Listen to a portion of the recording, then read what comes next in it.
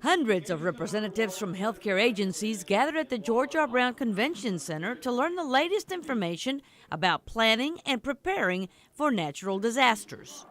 Rick Flanagan is the coordinator for OEM and says summits like this one are very important. We're trying to make sure that they understand what roles they should play, how they can better serve and be prepared in the event of these disasters.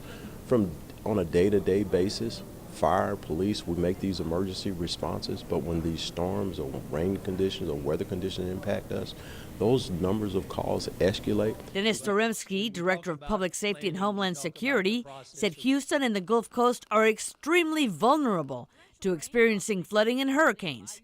Therefore, it's a good idea to watch weather reports for the latest information. Preparedness begins with planning, knowing what you're going to do in a certain situation, and making sure that in the case of organizations, make sure your employees understand what the plan is and train those employees and exercise those plans.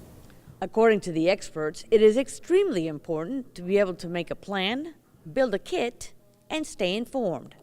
Fred Worley, Architectural Unit Manager, State Office for the Texas Department of Aging and Disability Services in Austin, said that his department makes sure healthcare facilities have a plan that meets the state's regulatory requirements. There are 8 core functions that the facility has to include in emergency preparedness. One is warning, and so the warnings they would receive probably from the city of Houston or Harris County.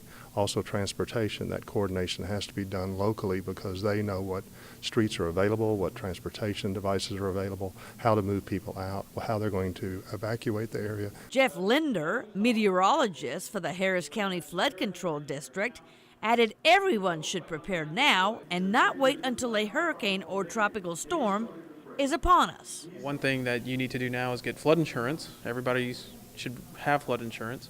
And it takes 30 days for flood insurance to go into effect. So waiting until a hurricane's in the Gulf of Mexico defeats the purpose of having flood insurance. And so we encourage people to look into that now. Homeowners insurance does not cover flooding. It does not cover rising water. Metro also plays a vital part in preparing for storms. Michael Andrade, Director of Paratransit Services, explains. We talked about the 72 hours before an event actually happens.